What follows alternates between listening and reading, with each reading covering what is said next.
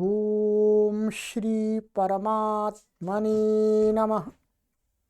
ओम श्री गुरुभ्यो नमः। ओम श्री ऋषिभ्यो नमः। ओम सहना भवतु सहनौ भुनक्तु सह वीर्यं करवावहै तेजस्विनावधीतमस्तु मा विद्विषावहै।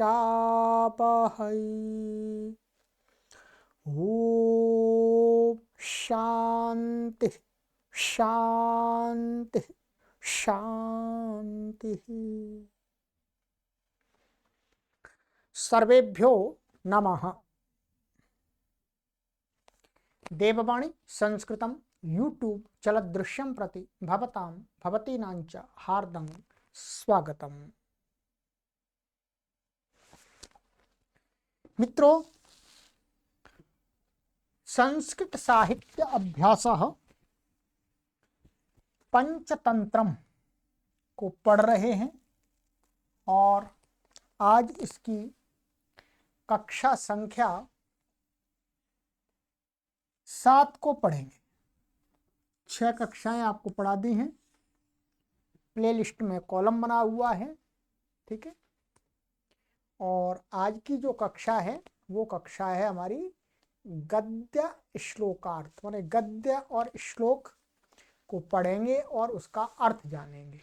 इसका मतलब है ये सरल कक्षा है, सभी के लिए उपयोगी कक्षा है। और आप देखेंगे इतनी ज्ञानवर्धक बातें बताइए। अभी तो आरंभ चल रहा है, धीरे धीरे देखते जाएंगे। चलिएगा, अधिक जानकारी के लिए आप इन पर संपर्क कर लीजिएगा। और चलिएगा, यहाँ तक हमारा कथामुख कंप्लीट हो गया था, ठीक है। अब मुख्य रूप से अब पंचतंत्र का आरंभ हो रहा है। ये तो कथामुख था वास्तव में, ठीक है। चलिए, कथामुख माने पंचतंत्र कथा का मतलब भूमिका एक रूप से। चलिएगा, आप भी अपनी पुस्तक खोल लीजिएगा। अथ पंचतंत्र के मित्र भेदः। अथ का अर्थ है अब आरंभ करते हैं, आरंभ होता है। पंचतंत्र के माने पंचतंत्र नामक जो ग्रंथ है उसमें मित्र भेद, मित्र भेद नाम का तंत्र, प्रथम तंत्र कौन सा है? मित्र भेद। तो मित्र भेद का आप अर्थ देख रहे होंगे कि मित्र भेद माने भेद, भेद का अर्थ है फूट। तो भेदना तोड़ना यही तो अर्थ होता है। तो भेद का अर्थ यहाँ पर क्या है? फूट। मित्रों के बीच में फूट मित्रों के बीच में कैसे फूट डाल करके मित्रों को आपस में लड़ा भिड़ा करके कैसे कैसे नष्ट कर दिया जाता है, एक मित्र को दूसरे मित्र का शत्रु बना दिया जाता है। यहाँ बहुत सारी बात इसमें कथाएं आएंगी, ठीक है। तो मित्र भेदः, तो ये हो गया। अब कहते हैं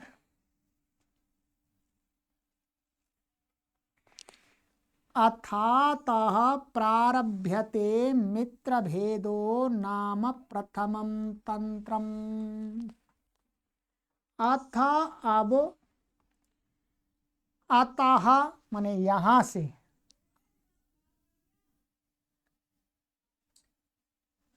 अतः, अतः का अर्थ क्या है? यहां से।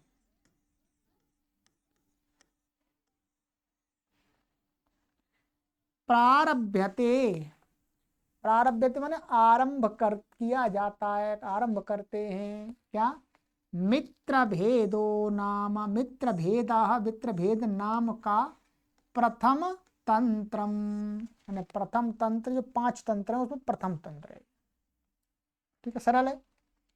माने अथ अलग है, यहाँ पर अतः माने यहाँ से, अतः का अर्थ यहाँ से भी होता है, माने अतः गच्छतु, इतः भी होता है अतः भी होता है, ठीक है।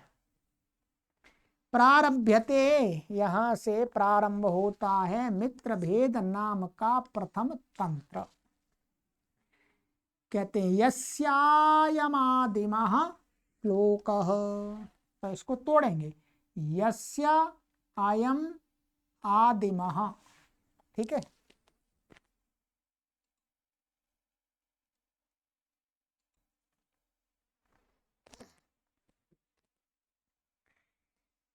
तो ये तोड़ दिया, यस्य अयम आदिमः। तो यस्य माने जिसका, किसका, प्रथम तंत्र का, यही तो आया पाठ में भी। तो सर्वनाम क्या है, जो पहले कुछ आता है उसी को तो बताता है। तो यस्य माने जिस प्रथम तंत्र का, अयम माने यह, आदिमः माने आदिमा माने पहला, आदि में होने वाला आदिमा होता है, बोलते ना आदिम मनुष्य आदिम प्राणी, ठीक है। तो हवा बोलते हैं, क्या बोलते हैं, तो आदिमः श्लोक, आदिम माने प्रथम श्लोक है इस तंत्र का, कौन सा है, आइएगा। वर्धमानो महान स्नेहः सिंह गोवृषयोर्वने पिशुनेनातिलुब्धेन जम्बुकेन विनाशितः। देखिएगा बिल्कुल सरल है इसका, क्या है, कहते हैं वने, ऐसा लीजिएगा पहले, क्या है, वने, वन में, क्या है, वने वन में, सिंह गो वृषयोः, सिंह माने शेर, गो वृषभ माने बैल, क्या है, गो वृषभयो माने गो वृषभ का अर्थ है बैल।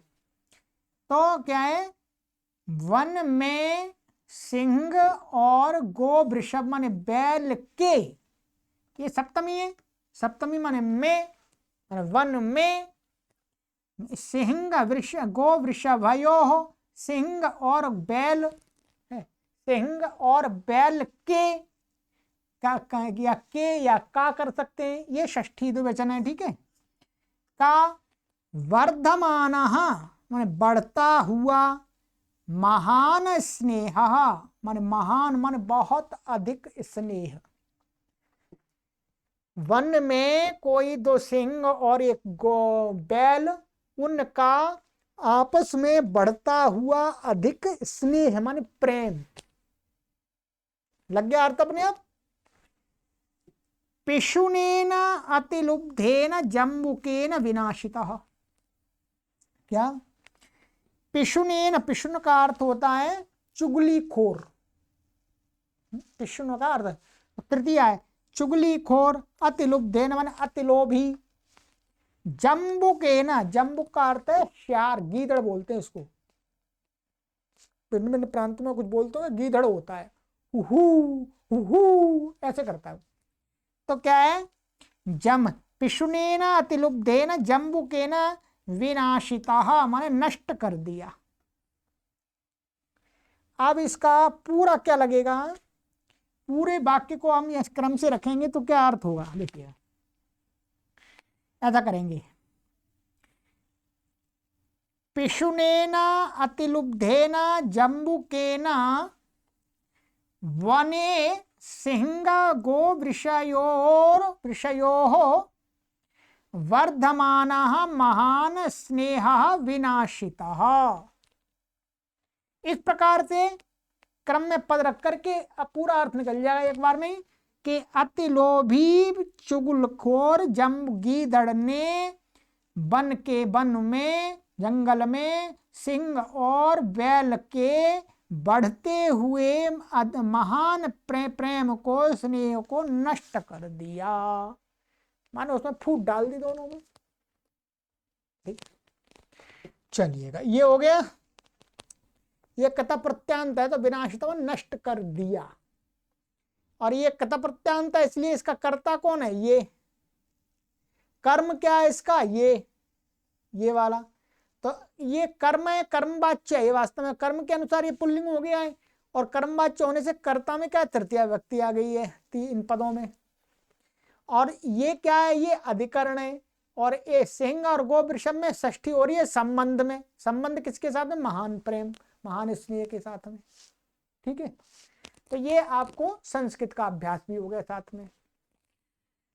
तो किसी जंगल में सिंह और बैल के बीच में बहुत प्रेम हो रहा था, आपस में उनका प्रेम बढ़ता ही जा रहा था। तो उस प्रेम को एक लोभी चुगलखोर गीदड़ ने नष्ट कर दिया, खत्म कर दिया। आइएगा, ये इस कहानी का, ये इसमें सबसे पहले ये स्टोरी चालू होगी मित्रभेद में।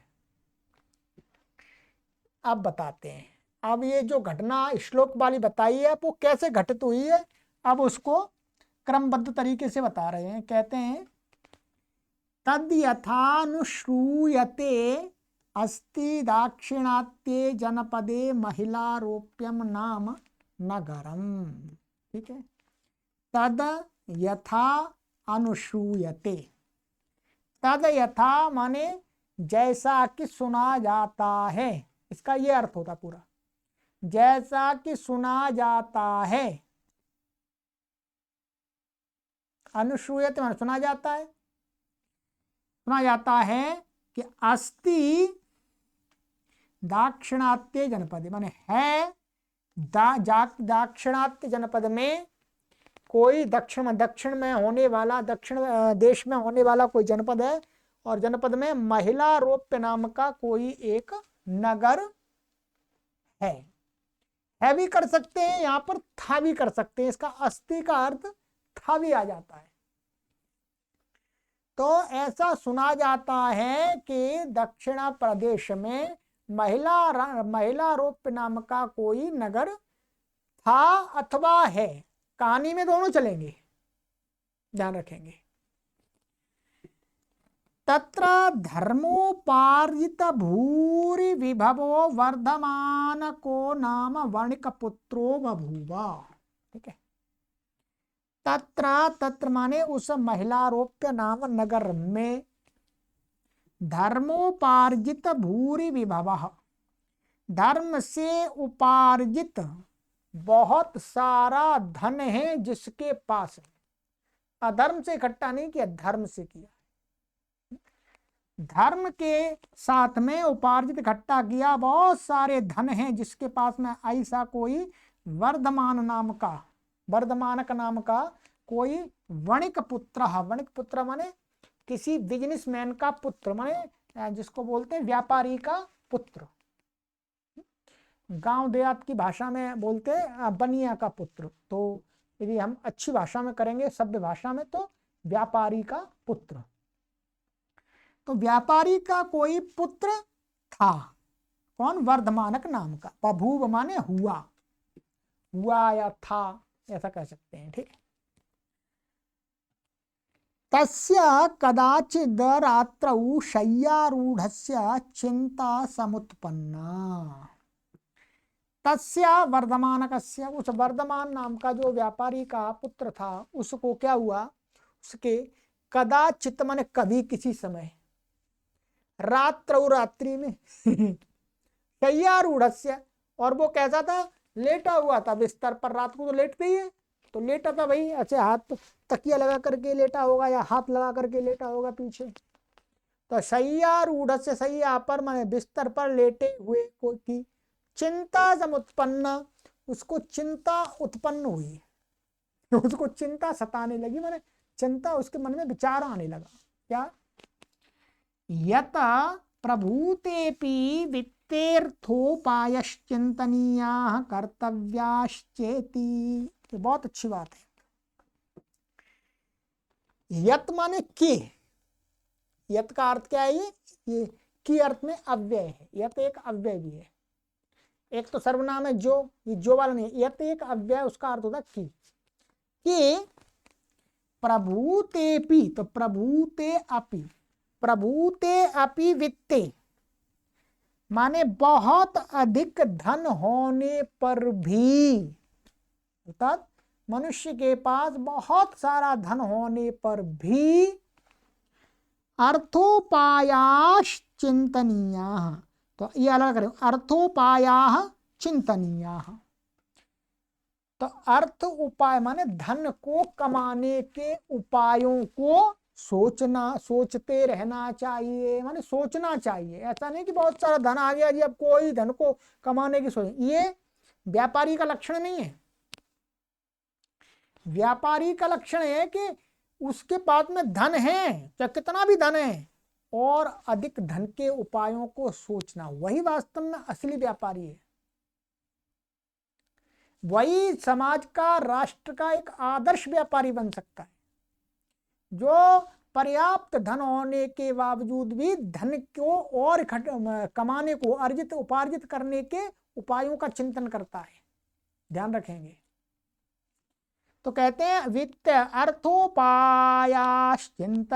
अर्थ के सा उपाय चिंतन सोचने चाहिए।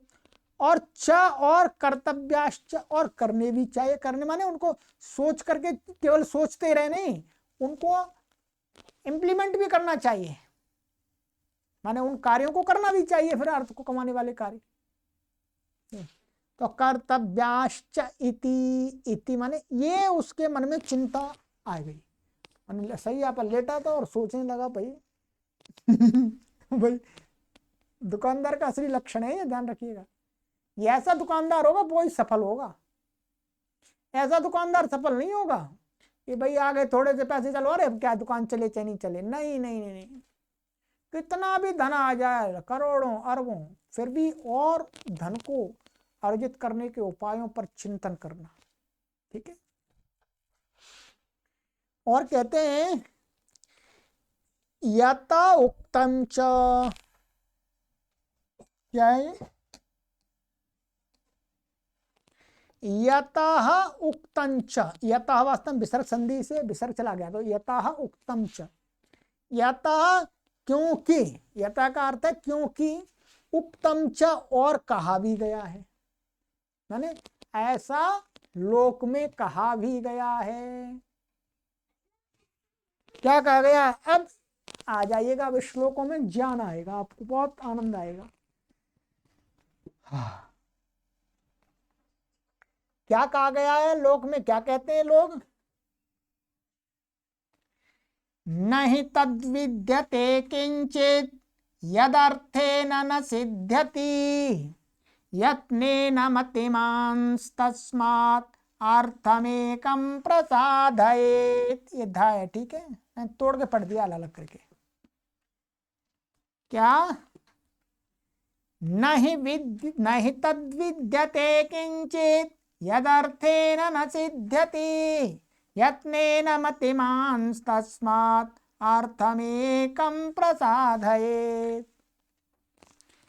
कहते हैं कि नहीं तद विद्यते किंचित, संसार में वह कुछ भी ऐसा नहीं है। संसार में माने वह किंचित माने ऐसा कुछ भी वो नहीं है, यत माने जो, अलग अलग, ठीक है। ना ही तद विद्यते किंचित यद माने जो, अर्थेन न सिद्ध्यसि, जो अर्थ से सिद्ध नहीं होता हो। अर्थात संसार में ऐसा कोई भी कार्य नहीं है जो धन से सिद्ध नहीं होता, अर्थात धन से सिद्ध हो जाता है, घूस दे दो सिद्ध हो जाए। यत्ने नहीं कहते तस्मात, अब यहां पर तस्मात इसलिए, तस्मात का अर्थ इसलिए, मतिमान, मतिमान माने बुद्धिमान व्यक्ति, मतिमान संधि से हो गया, संधि बता देंगे अगली कक्षा में। मतिमान माने इसलिए, माने तस्मात इसलिए, मतिमान बुद्धिमान व्यक्ति क्या करे? यत्नेन, यत्न पूर्वक, एकम अर्थम प्रसादयेत्, एक धन को इकट्ठा करे, प्राप्त करे, उसको ही सिद्ध करे। एक धन सिद्ध कर लिया, धन प्राप्त कर लिया, तो उसके सारे काम हो जाएंगे। वस्तुतः सामान्य व्यवहार में, सामान्य लोक में यही स्थिति दिखती है। जो धनवान लोग होते हैं वो हमें दिखता है। देखिए, एक सिद्धांत की बात नहीं कह रहे, यहाँ पर लोक में जो मोटा मोटा ऊपर ऊपर जो व्यवहार दिखता है लोगों के अंदर, लोगों का चिंतन ऐसा ही है वास्तव में कि भाई जिसके पास पैसा है भाई उसको तो सारे काम हो जाते हैं, ये पैसे के बल पर सब कुछ कर लेता है। आज भी ऐसे ही बोलते हैं और प्राचीन काल में भी बोलते थे, हमेशा बोलते हैं। उसी लोक में क्या घटित हो रहा है, लोगों में क्या चिंतन चलता है, वो चिंतन ही तो बताया जा रहा है कथा के माध्यम से। तो क्या है, नहीं तद विद्यते किंचित यदर्थेन न सिद्धति, संसार में ऐसा वो कुछ भी नहीं है जो धन से सिद्ध ना होता हो, धन से सिद्ध हो ही जाता है। इसलिए बुद्धिमान व्यक्ति को फिर क्या करना चाहिए, फिर तो धन को ही प्राप्त करना चाहिए, धन को सारा यत्न सारी शक्ति धन को कमाने में लगानी चाहिए। ठीक है, चलिएगा। यस्यार्थास्तस्य मित्राणि यस्यार्थास्तस्य बान्धवाः यस्यार्थाः स पुमान् लोके यस्यार्थाः स च पंडितः। बहुत सुंदर बात कही, ये भी बिल्कुल घटित होती है समाज में। कहते हैं यस्य अर्थाः, माने जिसके पास धन है, षष्ठी क्या समीप अर्थ है, जिसके पास अर्थ मान धन है, संपत्ति है, तस्य मित्राणि, उसी के तो मित्र होते हैं भाई। नहीं, उसी के पास मित्र होते हैं लोग। धनवान को, किसी के पास धन संपत्ति, उसको तो बोले भाई, वो भी बहुत सारे लोग तो भाई हमारा भी परिचय है भाई, हमारा भी परिचय है। यस्य अर्थात् तस्य बांधवा, और जिसके पास में धन होते हैं उसी के भी बंधु बांधव भी होते हैं, बंधु बांधव भी उसी के पीछे लगे रहते हैं। हाँ जी, हमारे रिश्तेदार तो है वो, कहां से घुमा करके अपनी रिश्तेदारी जोड़ देते हैं धनवान के साथ में। यस्यार्थास् पुमान् लोके, और संसार में जिसके पास में धन है वास्तव में वह उसी को लोग कहते हैं भाई यही आदमी, यही पुरुष है वास्तव में। है ये तो वैसे ही है, असली आदमी तो यही है। यस्यार्था सच पंडित, और जिसके पास में धन है उसी को कहते हैं भाई ये ज्ञानी आदमी है। वही पंडित है। ठीक है, यस्यार्था सच पंडित, और जिसके पास धन है वही पंडित है, अर्थात ज्ञानी है। तो ये तो लोक की बात बता रहे, बहुत अच्छी बात है, बिल्कुल ऐसी घटित होती है, सामान्य व्यवहार में ऐसी घटित होती है। ये मत कहिएगा कि यही है, नहीं, ये सामान्य लोगों में यही व्यवहार दिखता है। और लोक में रहते हैं तो फिर हमें भी तो कुछ लोक के अनुसार ही चलना पड़ेगा, जंगल में तो नहीं जा सकते। और देखिएगा, धन की प्रशंसा की जा रही है यहाँ पर, क्योंकि व्यापारी की कथा चल रही है। तो व्यापारी का जो मुख्य उद्देश्य होता है वो धन कमाना होता है। कहते हैं न सा विद्या न तद्दानम न तत्शिल्पम न सा कला न तत्स्थैर्यं हि धनिनाम याचकैरयन्न गीयते। कहते हैं न सा विद्या, वह कोई विद्या नहीं, अभी बताया, न तद्दानम, और ऐसा कोई दान नहीं है, ये इसका भाव है, ऐसा कोई दान नहीं, न तत्शिल्पम, और ऐसी कोई कारीगरी नहीं, न सा कला, और ऐसी कोई कला नहीं, न तत्स्थैर्यम, और ऐसी कोई दृढ़ता नहीं, स्थिरता नहीं, कि धनिनाम याचकैरयन्न गीयते, कि धन, ये ध है, ठीक है, धनियों के सामने, धनियों की याचकै, जो भिक्षुक लोग हैं वो न गीयते, माने नहीं गाते हो, नहीं बताते हो।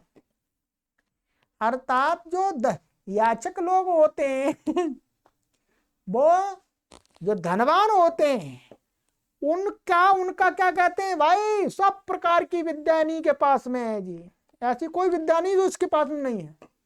सारे दान, सब प्रकार के दान यही करते हैं, सब प्रकार की कारीगरी यही है, इनके यही कारीगर हैं, कारीगरी के जानकार तो यही हैं, और सारी कलाएं नहीं महाराज जी के पास में है, सेठ जी के पास में। न तत्स्थैर्यम, और ऐसा कोई स्थिरता नहीं है जो इनमें ना हो, इनके अंदर सब प्रकार की स्थिरता है। मन की, धन की जौन सब प्रकार की स्थिरता है इनके पास में, ऐसी कोई स्थिरता नहीं है जो इनके पास ना हो। और कहते हैं धनियों की याचक जो नागियत है, सब याचक लोग उनकी सारी सब बताते हैं, धनियों को ही बताते हैं कि इनके पास में सब कुछ है, सब कुछ है।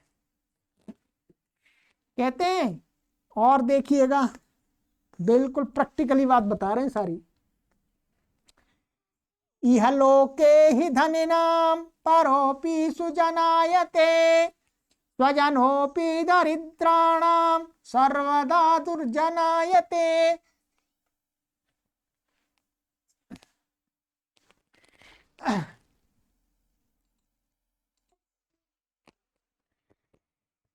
देखिए कितनी बढ़िया बात बताई है। यह लोके, यह माने इस लोक में, संसार में, लोक का अर्थ ये संसार भी होता है और लोग भी होते हैं, पीपल भी होते हैं, लोग।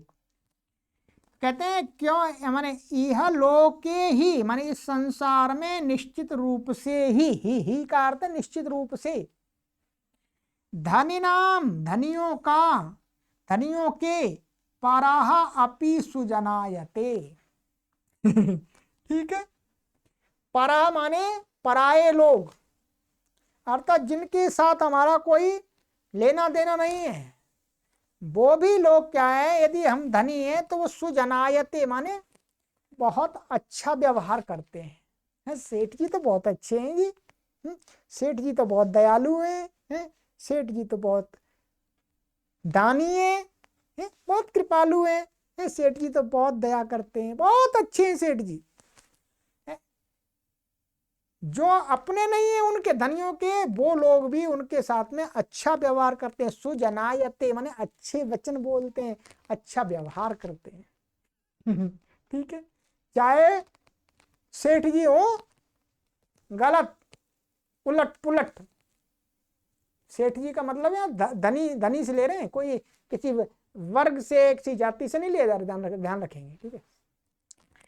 कहते हैं स्वजनोपि दरिद्राणाम, और क्या है, दरिद्राणाम, जो दरिद्र लोग होते हैं, धन नहीं होता जिनके पास में, चाहे बेशक वो जाति कुल से व्यापारी हो धन नहीं है तो क्या होगा। कहते हैं स्वजना, उनके तो अपने लोग भी, स्वजना अपि, अपने लोग भी है ना, अपने सगे संबंधी भी, अपना बेटा, अपनी बेटी, अपनी बहू ठीक है, वो भी क्या है, सर्वदा दुर्जनायते, हमेशा दुर्व्यवहार ही करते है?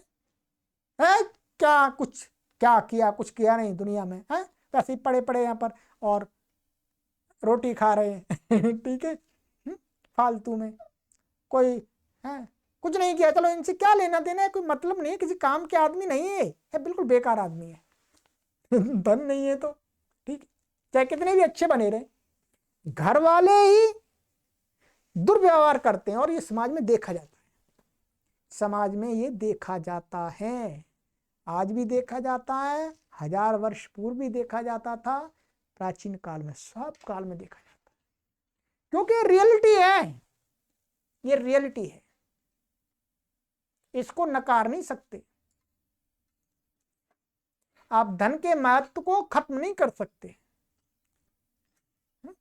सामान्य स्तर के लोगों में धन का बहुत महत्व है, आप और हमारे जीवन में भी धन का महत्व है। आप बहुत उच्च स्तर पर पहुंच जाते हैं, उनके लिए धन का महत्व नहीं है, परंतु सामान्य जीवन जीने वाले लोगों का के लिए तो धन का बहुत महत्व जो बताया जा रहा है। अब आप देख लीजिएगा, एक भी बात गलत नहीं होगी, ये गलत नहीं होगी, ध्यान देंगे। और कहते हैं, और बता रहे हैं धन की बात, ये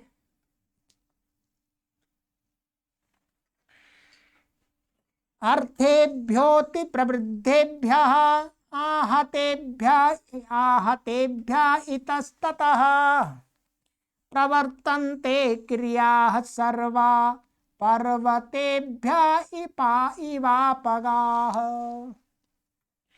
कहते हैं यहां पर एक उपमा देते हैं, कहते हैं कि जिस प्रकार से, इब माने जिस प्रकार से जो पहाड़ों पर झरने होते हैं, छोटे छोटे झरने होते हैं, नाले से होते हैं छोटे छोटे, तो वो क्या होते हैं, पहाड़ों से ऊपर से नीचे बहते बहते बहते बहते नीचे नीचे आकर के क्या बन जाते हैं, अपने आप नदियां बन जाती हैं। अपने आप नदियां, उनको कोई बनाता नहीं है। पर्वतेभ्यः अपगाः, पर्वतों से छोटे छोटे झरने वाले जो पानी है, नाले छोटे छोटे नालों के, नालियों के, वो अपने आप अपगाः माने आपगाः, आपगाः माने नदियां बन जाते हैं।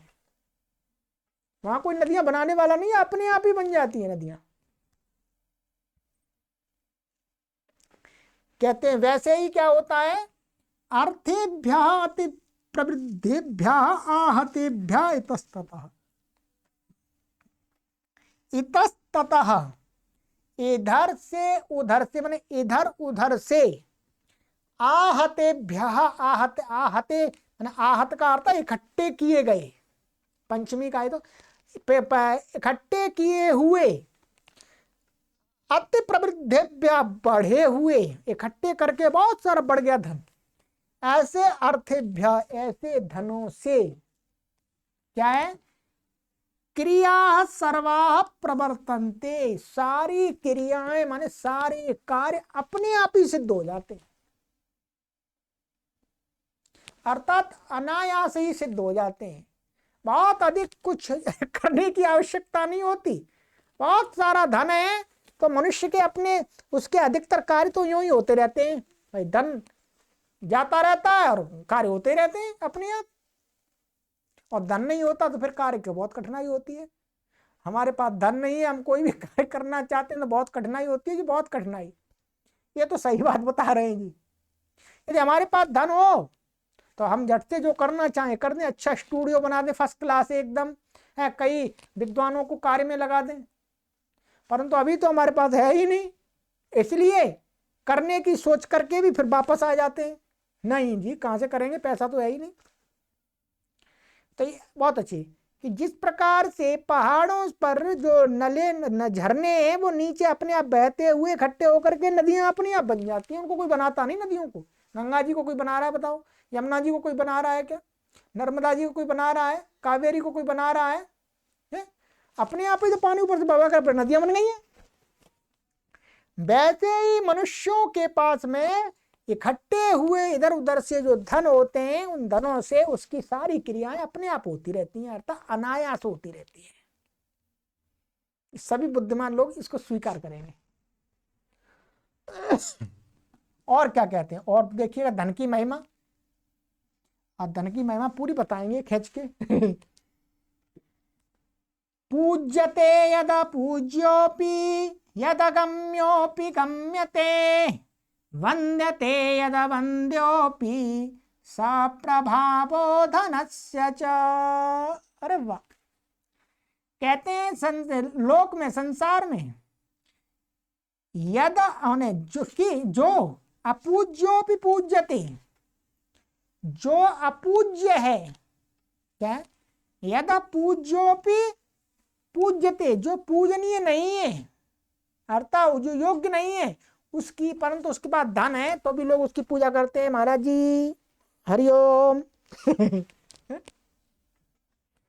और यद अगम्योपि गम्यते, और अगम्य है अर्थात दुष्ट व्यवहार वाला है, व्यभिचारी व्यक्ति है, परंतु उसके पास धन है तो भी लोग उसके पास जाते हैं, जाते हैं, देखा होगा धनवान के पास जाते हैं, वो व्यभिचारी होता तो भी लोग उसके पास जाते हैं भाई। वंदते यद अवंद्योपि, और वो अवंदनीय है, प्रणाम करने लायक भी नहीं है, तो भी धन है उसके पास में, तो भी धनवान अवंद्य भी क्या होता है, वंदनीय हो जाता है। हाँ, लोग उसको साष्टांग प्रणाम करते हैं। ये सारा क्या है, कहते हैं ये च यहाँ पर आ जाएगा, स प्रभाव धनस्य, प्रभाव ये किसका प्रभाव, धनस्य, धन का प्रभाव, धन का प्रभाव है जो अपूज्य को पूज्य भी बना देता है, जो अगम्य को गम्य भी बना देता है। जो अवंद्य को वंदवी बना देता है, वंदनीय बना देता है, धन का प्रभाव एक देखा जाए मित्र। चलिएगा और कहते हैं